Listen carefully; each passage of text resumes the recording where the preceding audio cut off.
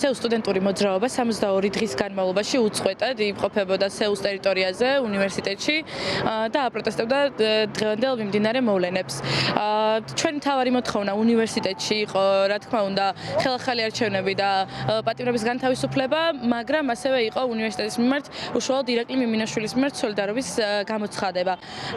ჩვენ 62 დღე გავატარეთ, 62 დღიდან 30 დღე გავატარეთ ღია ცის ქვეშ, იქიდან გამომდინარე, რომ უნივერსიტეტმა გადაწყვიტა, რომ სტუდენტს, რომელსაც არ აქვს სწავლის საფასურის გადახდის საშუალება და ამიტომ სტატუსი აქვს დროებით შეჩერებული, უნივერსიტეტში არ შეუშვას.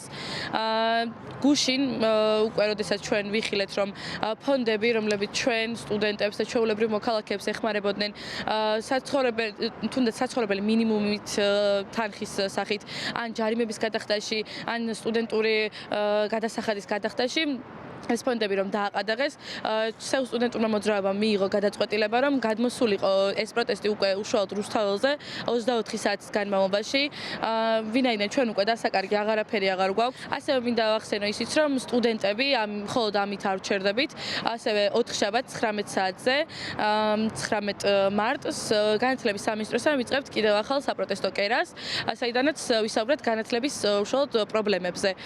და შემდეგ უკვე მაშინ გადმოვინაცვლებთ, რა თქმა უნდა, ჩვენს უშუალო ადგილს პარლამენტთან. ეს უბრალოდ გეგმაში გქონდა, არ ვიცოდით როდის გავაკეთებდით ამ ყველაფერს, მაგრამ ეს რა თქმა უნდა ფონდების დაყადაღებამ უფრო დიდი როლი ითამაშა ამ ყველაფერში და მაგ დღესვე ეს ძალიან სწრაფად მივიღეთ ეს გადაწყვეტილება და არ დავიხევთ ბოლომდე. ან უკან არ დავიხევთ ბოლომდე ვიბრძოლებთ, სანამ არ გავიმარჯვებთ.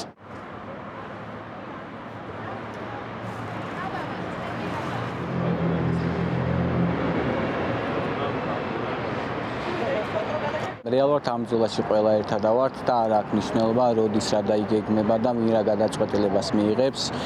კარგად ვიცით, რომ ეს მარშებით დაწყებული მთელი ეს პროცესი იყო სპონტანური და ამავდროულად მრავალფეროვნებით აქვს და შესაბამისად, ერთი რაღაცა პოსტი უნდა Facebook-ში რომ დაიდოს, რომ სადღაც ვიღაცა რაღაცას აპროტესტებს და ჩვენც რა თქმა უნდა სოლიდარულები ვართ, იმიტომ რომ ამ ადამიანებისგან გარდა მხარდაჭერისა, ეს მორალური იქნება თუ ესე თუნდაც აქციებზე ჩვენთან ერთად დგომა, ძალიან ბევრს ნიშნავს და ვალდებულებიც კი ვართ, რომ ჩვენ პატიმართა ოჯახის წევრები ყოველთვის ვიყოთ მათ გვერდით, ხარი დაუჭიროთ მათ გადაწყვეტილებებს და ის რომ ერთ ბრძოლაში ვართ, დღესაც დასტურდება, რომ ესე დილით რაღაცა ერთი მესიჯი გავრცელდა, რომ ადამიანების კატეგორია რაღაცა შეკრებილია და ჩვენც რა თქმა უნდა ყველანი გავჩნდით აქ.